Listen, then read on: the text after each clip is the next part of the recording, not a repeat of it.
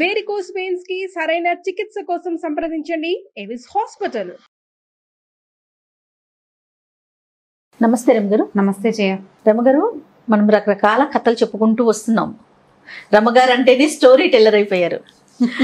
కానీ ఎవరైనా కథ చెప్తుంటే కొట్టాలంట. ఈ మధ్య నేను విన్నాను, కథ చెప్పేవాళ్ళు కూడా మధ్యలో ఆపకూడదు, వినేవాళ్ళు కూడా మొత్తం వినాలట. నిజమేనా? తథాస్తు దేవతలు ఉంటారంటారు కదా జయ. తథాస్తు దేవతలు ఎక్కడ ఉంటారు? ఆకాశంలో. ఇప్పుడు కథలు వినేవాళ్ళు కూడా ఆకాశంలోనే ఉంటారు. ఆ కథని కొట్టమని ఎందుకు చెప్తారంటే, ఇప్పుడు కొడుతున్నాం అనుకో నిద్ర రాదు. కథలు సాధారణంగా ఎప్పుడు చెప్పుకుంటాము? పనిపాట మానేసి మధ్యాహ్నాలు పొద్దున చెప్పుకోం కదా. రాత్రి భోజనాలు అయ్యాక పడుకునే ముందు కథ చెప్పుకుంటాం. ఈ పడుకునే ముందు రాత్రిళ్ళు కథ చెప్పుకునే విధానాన్ని ఫారినర్స్ అంతా కాపీ కొట్టి బెడ్ టైమ్ స్టోరీస్ కింద మార్చారు దాన్ని. రాత్రి పడుకునే కాపీ కొట్టేసారు. మనది అసలు ఇక వాళ్ళది కానే కాదు, వాళ్ళవి ఏవి వాళ్ళవి కదని మనమే మన దగ్గర నుంచి పట్టుకుపోయారు, మనం మర్చిపోయాం, వాళ్ళు వాడేసుకుంటున్నారు.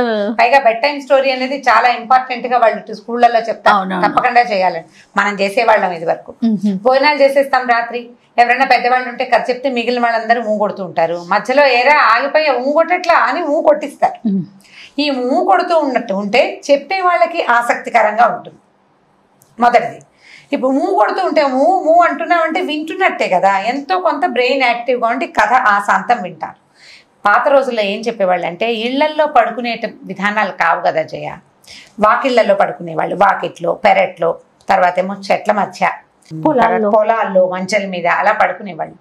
ఈ కథ చెప్పేటప్పుడు ఒకడు కథ చెప్తుంటే ఆకాశంలో గాలిలో కొన్ని శక్తులు ఉంటాయని, అవి మనం చెప్పే కథని అవి కూడా వింటాయని చెప్తారు. ఇప్పుడు కథ ఆశాంతం వింటే కథ ఎండింగ్, కథ కంచికి మనం ఇంటికి అని చెప్తామా? ఈ కంచికని ఎందుకు చెప్తామంటే, ఈ వచ్చిన మన చుట్టూతా గాల్లో ఉన్న శక్తులు వింటున్నవి కంచి పేరెత్తంగానే వాటి దారిన వెళ్ళిపోతాయి. అంటే దేవస్థానం అనా? మరి అమ్మవారు శక్తిపీఠం కదా. శక్తి ఈ కథ కంచికి, మనం ఇంటికి అంటే మేము మా కథ అయిపోయింది, మీరు కంచికి వెళ్ళాలనే సరుకులు వాటికి శాస్త్ర జరుగుతుంది, అందుకని వాటి దారిన వెళ్ళిపోతాయి. అందుకని ప్రతి కథకి వెనకాల కథ కంచికి, మనం ఇంటికి అని చెప్తాం. దీంట్లో ఒక విశేషం ఏముందంటే, ఆధ్యాత్మిక విశేషం. ఇలా మన ఏ కథనైనా కంచిలో ఉన్న అమ్మవారికి కనుక తెలియచేస్తే మనని ఇంటికే పరిమితం, అంటే మన ఇంటి నుంచి దారి అటు ఇటు పోకుండా ఉండేలాగా ఆమె మన సంగతి చూస్తుందని పెద్దవాళ్ళు చెప్తారు. ఇదొకటి విధానం. ఈ కంచికి అని చెప్పంగానే దైవీ శక్తుల్ని కూడా మన ఎందు ఉన్నాయి అని మన చుట్టూతా గాల్లో ఉన్న వాటికి చెప్పడం కోసమే ఆ వాక్యాలు చెప్పేవాళ్ళు. ఆరు బయట కథలు చెప్పుకునేవాళ్ళు కదా. అయితే దీని మీద ఒక కథ ఉంది జయ, చాలా ఇంట్రెస్టింగ్ గా ఉంటుంది. ఇది చందమామ కథగా కూడా 60s లో కనపడుతుంది. 60, 70లలో 80లలో కూడా ఇలాంటి కథ ఒకటి ఉంది. యాక్చువల్గా ఇది బృహత్ కథల నుంచి తీసుకున్నారు. ఈ కథల గురించి చెప్దాం. ఒక ఊళ్ళోనట ఒక రాజుగారి అబ్బాయి ఉండేవాడు. ఒక రాజుగారికి ఒక కొడుకున్నాడు. వాడు చాలా పొగరుబోతు, తొందరగా నిర్ణయాలు తీసుకునే స్వభావం, చాలా అందంగా ఉండేవాడు. కానీ రాజుకు ఒక్కడే కొడుకు అవటంతో వాళ్ళు ఏం చేసేవాళ్ళు అంటే, వాడు నందంటే నంది, పందంటే పంది, వాడు ఏదడిగితే అది చేసి, వాడు ఎలా బిహేవ్ చేసినా ఊరుకుని గారాబంతో చేసేవాళ్ళు. అయితే వీడు ఎవరితోటి స్నేహం చేసేవాడు కాదు. కొన్నాళ్ళ తర్వాత వాడికి తనలాగానే ఒకే ఒక కొడుకుండి, బాగా ఆస్తిపాస్తులుండి, తనలాగానే పొగరుపోతుగా లేదా అంటే ఇష్టారాజ్యంగా సంచరించే ఒక కుర్రాడు తగిలాడు. వాడు ఎవడంటే ఒక వైశ్యపుత్రుడు, ఒక వణిక్పుత్రుడు, అంటే వ్యాపారస్తుల తాలూకు కుమారుడు. వాడు చక్కగా ఒకటే పొడుగు, ఒడ్డు పొడుగు, ఒకటే రంగు, చక్కగా అందంగా మనుషులు బాగుండేవాళ్ళు. వీడికి వాడి మీద లై కుదిరింది, నచ్చిందనమాట. ఫ్రెండ్షిప్ చేశాడు. వాళ్ళిద్దరూ ఎప్పుడూ కలిసి ఉండేవాళ్ళు. ఎలా చేసేవాడు అంటే, రాజుగారు అబ్బాయి తను ఏం కొనుక్కున్నా వర్తక పుత్రుడికి కూడా కొనాల్సిందే. తన భోజనం ఏం వంట చేసుకుని వాళ్ళు తిన్నారో ఆ వంటను అక్కడికి కూడా పంపించేవాడు. అట్లా బాగా స్నేహితుడిగా చూసుకునేవాడు. తనలాంటి వాడేవాడు అనే ఫీలింగ్తో వీళ్ళిద్దరూ కలిసి ఉండేవాళ్ళు. కొన్నాళ్ళకి ఏమైంది, పెళ్ళిళ్ళు చేద్దామనుకున్నారు ఈ పిల్లలిద్దరికి. ముందు ఈ అబ్బాయికి వర్తక పుత్రుడికి సంబంధం కుదరంగానే రాజుగారు అబ్బాయి అన్నాడు, నీ పెళ్లి కుదిరింది కదా, నేను కూడా ఫలానా రాజుగారు అమ్మాయిని పెళ్లి చేసుకుంటానని ఒప్పుకున్నాడు. పెళ్లి సంబంధం కుదిరింది. పెళ్లి సంబంధం కుదిరాక ఏమైంది, రాజుగారు అన్నాడు, అబ్బాయి రాజు కొడుకు అందరూ వెళ్ళిపోరు పెళ్ళికి, నువ్వు వెళ్ళి పెళ్లి చేసుకురా, స్నేహితుడితో పాటు వెళ్ళి పెళ్లి చేసుకురా, మేము ఇక్కడ ఉంటాము, నువ్వు తిరిగి వచ్చేసరికి స్వాగత సన్నాహాలు చేస్తామన్నారు. పాత రోజుల్లో అలా జరిగేవి, నాన్నలు ఉండక్కర్లా. ఈ మొత్తం జనాభా అంతా అంటే సైన్యము గీన్యము అంతా వచ్చేదన్నమాట. అయితే అప్పుడు ఏమైంది, ఈ రాజుగారి అబ్బాయి తన స్నేహితుడైన ఈ వ్యాపారస్తుడు కొడుకు, వణిక్పుత్రుడు రాజపుత్రుడు అంటారు, ఇద్దరు కలిసి ఏనుగు మీద బయలుదేరారు. బయలుదేరి పెళ్లికి మొత్తం వెళ్తారని వెళ్ళారు. మామూలుగా పెళ్లి రాజుగారి కుమారుడు వెళ్తున్నాడంటే మంది మార్బలం వాళ్ళు వీళ్ళు కొంత అంతఃపురం ఆడవాళ్ళు సేవ చేయడానికి దాసదాసి జనం, వీవన్లు విసిరేవాళ్ళు, వింజామర్లు విసిరేవాళ్ళు, ఛత్రాలు పట్టుకునేవాళ్ళు, తాంబూలాలు కట్టించేవాళ్ళు, భోజనానికి వంటకి ఇన్ని కావాలి కదా. ఈ గుంపు అంతా పోయింది మొత్తం. వెళ్తుంటే రాజుగారి అబ్బాయికి ఏంటంటే చిన్నప్పటి నుంచి పెంచిన దాది ఒకటి ఉంది. దాది అంటే ధాత్రి అంటారు, పాలు ఇచ్చిన తల్లి అనమాట. ఆవిడ్ని తనతో పాటే ఉంచుకునేవాడు ఈ అబ్బాయి. ఎందుకు? వీడికి రాత్రిపూట కథలు వినే అలవాటు, కథలు వినాలి. ఆ దాది ఏం చేసేది, చిన్నప్పుడు అంటే రాజకుమారులకి పాలిచ్చి పెంచేందుకు దాదులు ఉండేవాడు. ఇదంతా లోక సహజమైన సంగతి, అదేం ప్రత్యేకమైన కథ ఏం కాదు. తల్లులు ఇప్పుడు రాణులు ఉంటారు కదా, రాణులు ఉన్నా కూడా పాలిచ్చి పెంచడానికి కొంతమంది దాదులు ఏర్పరచుకునేవాడు. ఇవి పాత కథల్లో కనపడతాయి. ఈ దాదిని కూడా తనతో పాటు తీసుకుపోయాడు పెళ్లికి. ఎప్పుడు పడితే అప్పుడు పాలు ఎలా వస్తాయి రమ్మ గారు? అంటే ఇప్పుడు అలా పిల్లల తల్లుల్ని ఉంచుకుంటారు జయ, పిల్లల తల్లుల్నే అది రాజకుమారుడికి పాలు ఇవ్వడానికి అట్టు పెట్టుకుంటారు. ఇప్పుడు చిన్నతనంలో పాలిచ్చి పెంచింది, తర్వాత ఆ పిల్లడు ఆ తల్లికి అలవాటై ఉంటాడు, ఖచ్చితంగా అలవాటు అయిపోతారు కదా. ఈ రాణిగారు ఉన్నప్పటికీ ఈ దాది అతనితో పాటే ఉండటం, అంత పిల్లడికి అన్నం పెట్టడం, పిల్లడికి అన్నం పెట్టడము, ఆ తర్వాత ఏమో ఆ పిల్లాడికి కావాల్సినవి చూడడం అలవాటై ఉంటుంది కదా, స్పర్శకి అలవాటు పడి ఉంటారు. ఆ దాదులు ఈ పిల్లలతో పాటే ఉండటం అనేది లోక సహజంగా జరిగే సంగతే. రాజకుటుంబాలు అది విచిత్రమైన కథలు ఏం కాదు, ప్రత్యేకమైన సంగతి కాదు, సహజంగా జరుగుతుంది. ఈ దాదిని కూడా తెచ్చుకున్నాడు. సరే ఏమైంది, మధ్యలో ఒక అడవిలో విశ్రమించారు. వాళ్ళు చాలా వెన్నెల రాత్రట. అయితే ఏమైంది, బాగా వీళ్ళిద్దరు కలిసి సరదాగా ఈ రాజకుమారుడు ఈ స్నేహితుడు తాగారు, ఏదో మద్యపానం చేశారు కాస్త, అంటే మదిర లాంటివి తీసుకుంటారు. తాగిన తర్వాత ఏమైంది, ఆ వెన్నెల్లో పడుకుంటే ఎంత బాగుంది ఎంతో బాగుందని దాది కథ చెప్పవే అన్నాడు. ఈ దాది ఏం చేసింది, పగలల్లా ఏనుగు మీద ప్రయాణం చేశారు కుర్రాళ్ళు ఇద్దరు, అలసటగా ఉంటుంది. అవి తాగిన మత్తు, కథ చెప్పు అలవాటు మీద కథ చెప్పమన్నాడు. ఈడో పక్కన కూర్చుంది కొంచెం ముసలిది, కథ చెప్పడం మొదలుపెట్టేసరికి పిల్లవాడు ఏదో మదిరాది తాగి ఉన్నాడు, తిన్నాడు, తాగాడు, పగలు అలసిపోయాడు. వాడు కాస్త చల్లగా నిద్రకు పడ్డాడు, అండం మానేశాడు, నిద్రపోయాడు. ఎవరు అనకపోయేసరికి కథ చెప్తున్న దాదికి కూడా వెన్నెల, చల్లగాలి, అటవీ ప్రదేశం, దానికి కూడా నిద్ర వచ్చేసింది. ఆ ముసలమ్మకు కూడా అది కూడా ఆ మంచానికి తల అంచుకుని నిద్రపోయింది. ఈ వణిక్పుత్రుడు ఉన్నాడు కదా కుర్రాడు, వీడు మాత్రం రాజుగారి అబ్బాయి నిద్రపోతున్నాడు, వీడికి కాపలా ఉండాలని వాడు మాత్రం నిద్రపోకుండా మెలకుగా ఉన్నాడు. అటవీ ప్రదేశం నిద్రపోకూడదు, మెలకుగా ఉండాలి ఎవరో ఒకళ్ళు. ఇంతలో ఏమైంది, బయట నుంచి ఆడవాళ్ళు మాట్లాడుకుంటున్నారట. ఏమిటా అని వీడు వెళ్ళి విన్నాడు, చెవిటి పెడితే ఒక 5-6 ఆడవాళ్ళు ఉన్నారు. అందులో ఒక ఆవిడ చెప్పింది, దుర్మార్గుడు కథ చెప్తుంటే నిద్రపోయాడు, ఈ కథ ఎలా వింటాం మనం, వీడు చూసుకో, వీడి సంగతి చెప్తాను. వీడు లేచి ఇక్కడ ఒక హారం పెడతాను, ఒక వస్తువు కింద పడేసింది, ఈ హారాన్ని చూస్తాడు, అది తీసాడు, చచ్చాడే వీడి వల్ల కథ పోయింది అని శపించిందట. ఒక హారాన్ని పడేసింది.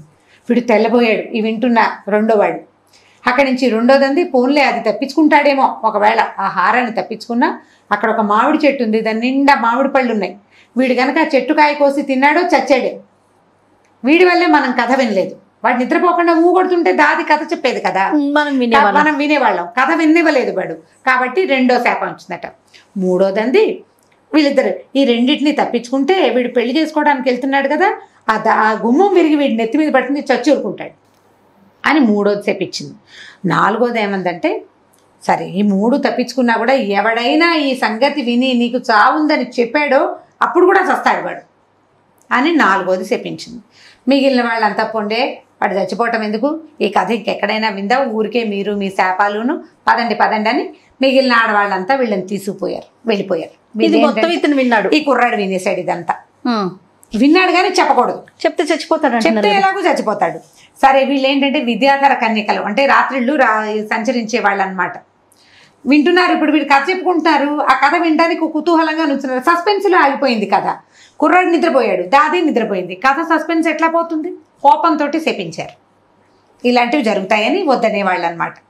అక్కడి నుంచి ఈ కుర్రాడు ఏం చేశాడు, మెలకుగా ఉన్నాడు, రాత్రంతా నిద్రపోలా. తెల్లారి తయారుగా లేచేసరికల్లా ఇక మొహం కడుక్కున్నాడు. రాజకుమారుడు పదవై మన పెళ్ళికి వేళ అవుతుంది, బయలుదేరంగానే ఈ పటకుటీరం అంటే ఒక మన టెంట్ లాంటిది వేశారు కదా, టెంట్ బయటికి రాగానే ధగలాడుతూ ఒక రత్నహారం కనపడింది. అరే భలే ఉందే హారం అని పట్టుకుపోయాడు రాజు కొడుకు. ఈ వెనకాల ఉన్నారు ఫ్రెండ్ అన్నాడు, ఒరే బాబు అదేమిటి, అదేదో మాయో ఏదో అయ్యుంటుందిరా, వీళ్ళెవ్వరికీ కనపడకుండా మనకే ఇలా కనిపిస్తోంది, వద్దు దాన్ని ముట్టుకోబోక, మంచిది కాదని కర్ర పెట్టి తోసేసాడు. దాని పక్కకి తప్పించుకున్నాడు. ఇంకా కాస్త బయలుదేరితే ఓ చోట గున్న మామిడి చెట్టు నిండా పళ్ళే. ఎన్ని పళ్ళు అయ్యేసరికల్లా రాజకుమారుడు అంటే ఏం కాపరా, మామిడి పళ్ళు ఉన్నాయి, కోసుకుందాం. మామిడి పళ్ళ చెట్లను చూస్తే నువ్వు కోసుకురా అనరు, చెట్టు ఎక్కేద్దాం అనిపిస్తుంది. అది అట్లా ఆకర్షించేసరికల్లా పక్కనున్న ఫ్రెండ్ అన్నాడు, ఓరు బాబు అదేం చెట్టురా, చెట్టు నిండా పళ్ళు ఉంటే ఓ పిచ్చుక లేదు, పిట్ట లేదు, చిలక లేదు, కోయిల్ లేదు, ఏదైనా ఉండద్దు, పైగా అంత నిండుగా పళ్ళేలా ఉంటాయి, కొన్నైనా చిలకలు కొట్టేయాలి కదా. ఇంత నిండు మామిడి పళ్ళ చెట్టు ఏ మాయ చెట్టో, నమ్మద్దు, వద్దు నువ్వు ఆ చెట్టుని ముట్టుకోబోక, ఈ కాయలు లేకపోతే పోయిందిలే అంటే ఊరుకున్నాడు. ఏమనుకున్నాడు, వీడు హారం కనపడితే తీసుకొనివ్వలేదు, మామిడి పళ్ళు కనపడితే కొయ్యనివ్వలేదు, ఏమిటి వీడి సంగతి అని మనసులో అనిపించింది. అక్కడి నుంచి ఏమైంది, సరే వెళ్ళిపోయారు. వెళ్ళిన తర్వాత ఆ రాజుగారి అంటే ఏ రాజుగారి అమ్మాయిని ఈ అబ్బాయి పెళ్లి చేసుకోవాలో వాళ్ళ ఇంటికి వెళ్ళారు. రాజు వెళ్ళేసరికల్లా ఏమైంది, రండి ఇదే పెళ్లి మండపం అని చూపించారు. ఈ పెళ్లి మండపంలోకి వెళ్ళబోతుండగా ఈ పక్కనున్న ఫ్రెండ్ ఏం చేశాడు, జబ్బలు పుచ్చుకుని రాజుగారి అబ్బాయిని పక్కకి లాగేశాడు. ఈ పక్కకి లాగిన మరుక్షణం ఫెళ్ళమని ఆ గుమ్మం కాస్త విరిగి అక్కడ పడింది, తప్పించేసుకున్నాడు. అయితే ఇంకొక 4వ శాపం ఉంది, నేను మీకు ఇందాక కథలో చెప్పల. ఇప్పుడు ఈ 3 తప్పించుకున్నా కూడా వీడు భార్యతో కలిసి అంతఃపుర ప్రవేశం చేసినప్పుడు 100 తుమ్ములు వస్తాయి వీడికి. 100 సార్లు వీడిని చిరంజీవ అనాలి ఎవరైనా, ఒక్కసారైనా అనకపోతే వీడు చచ్చిపోతాడని 4వది శాపం పెట్టింది. 5వ శాపం విన్నవాడు చెప్పకూడదని, మళ్ళీ ఈ శాపం కదా మర్చిపోయింది. అక్కడి నుంచి ఏమైంది, ఈ పెళ్ళైపోయింది, గుమ్మం కూలిపోయింది, వీడి మీద పళ్ళ. రాజుగారు అబ్బాయి తప్పించుకున్నాడు. సరే ఇదేమిటి ఇలా కూలిపోయింది అనుకున్నారు, వేరే మండపం ఏర్పరిచారు, పెళ్లి చేశారు. పెళ్లి చేసిన తర్వాత పెళ్ళైపోయాక చీకటి పడింది. సాయంకాలం అమ్మాయిని అంతఃపుర ప్రవేశం చేయిస్తారు కదా, అమ్మాయి రాజకుమార్తె అంతఃపురంలో ఉంది. ఈ రాజుగారి అబ్బాయిని సాయంకాలం చక్కగా పెళ్లి కుమారుని బాగా వసంతుడిలాగా అలంకరించి లోపల గదిలోకి పంపించారు, అంతఃపురంలోకి. ఈ అంతఃపురంలోకి రాజకుమారుడు వెళ్తుండగానే ఈ ఫ్రెండ్ ఏం చేశాడు, నాకు వేరే పని ఉందని చెప్పి వెనక నుంచి వెళ్ళి ఆ గదిలో మంచం కింద దాక్కున్నాడు. ఈ రాజకుమారుడు ఇక్కడ పూజలు పునస్కారాలు ఇవన్నీ అయ్యి ఆశీర్వచనాలు దంపతాంబులాలు బోళ్ళని ఉంటాయి తతంగాలు. ఈ తతంగాలు అంతసేపు తను చూస్తూనే ఉన్నాడు. దాదిని అడిగాడు కూడా, నా ఫ్రెండ్ ఏడి అని. ఎక్కడికో వెళ్ళాడని చెప్పింది, వాడు కనపడలేదు, లేడు వాడు, ఎందుకంటే వాడు ముందే దాక్కోవడానికి వెళ్ళిపోయాడు. సరే ఈ తతంగం అంతా అయ్యాక పెళ్లి కూతుర్ని ఉన్న గదిలోకి పంపించారు. ఈయన వెళ్ళి ఏం చేశాడు, మంచం మీద కూర్చోగానే తుమ్మేసరికల్లా ఈ వెనకాల మంచం కింద కూర్చున్నాడు కదా, వీడు చిరంజీవి అన్నాడు. మళ్ళీ తుమ్మొచ్చింది, మళ్ళీ చిరంజీవి అన్నాడు. 100 తుమ్ములు తుమ్మాడు రాజకుమారుడు. 100 తుమ్ములకి 100 సార్లు వీడు వాడికి వినపడకుండా చిరంజీవ అంటూనే ఉన్నాడు. 100 సార్లు చిరంజీవ అన్నాడు. రాజుగారి అబ్బాయికి ఏమీ వల్ల వాడు సేఫ్గానే ఉన్నాడు. ఈ రాజుగారి అబ్బాయి సేఫ్గా ఉన్నాడన్న ఉద్దేశంతో వెళ్ళేటప్పుడు రహస్యంగా దాక్కుండా ఈ ఫ్రెండు ఆ ఉత్సాహంతో బయటకు వచ్చేసారు కదా. రాజుగారి అబ్బాయి ఆశ్చర్యపోయి, ఇదేంటి నా అంతఃపురంలో నా కొత్త భార్యతో నేను ఉండాల్సింది పోయి వీడు మంచం కింద నుంచి ఎత్తుకొచ్చాడు. పైగా వీడు పొద్దున ఏం చేశాడు, మామిడి పళ్ళు కోసుకో, అంతకుముందు రత్నాహారం కనపడితే తీసుకొనివ్వలేదు, మామిడి పళ్ళు కనపడితే తిన్నివ్వలేదు. ఇప్పుడు నాకంటే ముందుగా నా భార్య గదిలో వీడు ఎందుకున్నాడు అని ఈ కోపం వచ్చేసి వాడి ఉద్రేకపరుడు. వీడి స్నేహంతో కొంత నెమ్మది అయ్యాడు, కానీ వాడి కొళ్ళు మండిపోయారే, ఎవడ్రా వాళ్ళు, ఇక్కడ ఉన్న వాళ్ళు, వీడిని పట్టుకుని జైల్లో పెట్టండి, రేపు పొద్దున్న చూద్దాం వీడి సంగతి అని అరిచేసరికి గబగబా పట్టుకొని ఈ మంత్రి కుమారుడు కదా, వీడు వ్యాపారస్తుల కుమారుడు కదా, ఈ ఫ్రెండ్ని తీసుకుపోయి జైల్లో పడేశారు. రాత్రి అంతఃపురంలో ఉండిపోయాడు. తెల్లారేసరికల్లా వాడిని ఉరిదీయండి అని చెప్పాడు. అయ్యో, ఉరిదీయమంటే వీళ్ళు తలారులు ఉంటారుగా తీసుకెళ్లేవాళ్ళు, వాళ్ళు లేపి, ఈయన బాబు మీ సంగతి అయిపోయింది, మీకు ఉరిదీయమని ఆజ్ఞ వచ్చేసిందండి, పదండి అని చెప్పి బయలుదేరితే ఈ అబ్బాయి చెప్పాడు, స్నేహితుడు ఉండండి రా బాబు, నేను రాజుగారి కుమారుడిని ఒకసారి చూడాలి, ఒక వాక్యం చెప్పాలి అతనికి, చెప్పిన తర్వాత ఉరిదీద్దురు కానీ ఆయన ఏం చెప్తాడు, నేను చెప్పుకునే అవకాశం ఇవ్వాలి కదా. రాత్రి నన్ను బంధించారు, ఆయన నన్ను ఏం అడగలేదు, ఇప్పుడు కూడా ఊరేసేస్తున్నారు, ముందు నన్ను మాట్లాడుకొని ఇవ్వండి అంటే వాళ్ళు ఏమనుకున్నారు, వీళ్ళిద్దరూ స్నేహితులు కదా, పాపం అది కూడా కాకుండా ఆఖరి కోరిక తీర్చాలి కదా. అందుకని ఏం చేశారు, ఈ స్నేహితుడిని రాజుగారి అబ్బాయి దగ్గర తీసుకెళ్తే ఇదేం చెప్పాడంటే, నిన్న రాత్రి మనం అక్కడ పడుకుంటే నువ్వేమో కథ చెప్పమన్నావు, నేను వద్దంటున్నా, నువ్వు వినలేదు, పడుకుందామంటే విన్నావా, నువ్వేమో కథ చెప్పమన్నావు, దాదేమో కథ చెప్పడానికి కూర్చుంది, నువ్వు సగం విని నువ్వు నిద్రపోయావు, ఇంకో కొంచెం చెప్పి దాది నిద్రపోయింది. అప్పుడు కొంతమంది విద్యాధర కన్యకల దారిలో వెళ్తూ కథ సగం విని వీడి వల్ల కథ వినలేదు కాబట్టి ఈ శాపాలు వీడికని నేను శపించారు, కావాలంటే చూసుకో, నువ్వు ఆలోచించంటే హారం కనపడింది నిజం, మామిడి పళ్ళు కనపడ్డాయి నిజం, వీడికి తప్పిస్తే ఎవరికి కనపడలే అవి. గుమ్మం కూలిపోవటం ఒకటి తార్కాణంగా కనపడుతుంది. తను 100 తుమ్ములు తుబ్బటం కూడా నిజంగానే కనపడింది. దాంతో సరే ఇతను ఆలోచించుకుని సరే ఇది నిజమే, ఇవన్నీ జరిగినవే కాబట్టి తన స్నేహితుడిని క్షమించేసి తర్వాత మళ్ళీ తన భార్య స్నేహితుడితో కలిసి తన ఊరికి వెళ్ళిపోయేటట్ట. ఇది బృహత్ కథలో ఉంది. ఇప్పుడు కథ కంచికి మనం ఇంటికి. కానీ మరి 4వ శాపం ఇది ఎవరికన్నా చెప్తే చచ్చిపోతారు. తప్పిపోయినాయిగా, ఈ 4 తప్పిపోయినాయి కదా, వాడికి మరణం తప్పిపోయింది. తప్పిపోతే ఎవరికైనా చెప్పేయచ్చా? తప్పక ముందు ఒరే ఇదేదో కనపడుతుంది నువ్వు చచ్చిపోతావని చెప్పకూడదు. చెప్పకుండా ఉండటం కోసమే మంత్రికి ఈ అబ్బాయి ఈ స్నేహితుడు 4 విషయాలు అతనికి చెప్పలేదు. ముందే చెప్పిందా చచ్చిపోతాడు. అప్పుడు వీళ్ళిద్దరూ ఈ కొత్తగా పెళ్లి చేసుకున్న రాజకుమార్తెతో కలిసి మళ్ళీ వాళ్ళ ఊరికి వెళ్ళిపోయాడు. అప్పటి నుంచి ఈ రాజుగారి అబ్బాయి ఏం చేశాడంటే చాటింపేశాట. మీకు నిద్ర వస్తుంటే కథలు చెప్పించుకోవద్దు, ఇలా విచిత్రమైనవి జరుగుతాయి కాబట్టి నిద్రపోక ముందు అంటే మెలకుగా ఉన్నప్పుడే కథలు చెప్పుకోవాలి, కానీ పడుకునేటప్పుడు అంటే నిద్ర వచ్చేటప్పుడు కథలు చెప్పించుకోకూడదని ఆ ప్రథ అందరికీ తెలిసిందనమాట.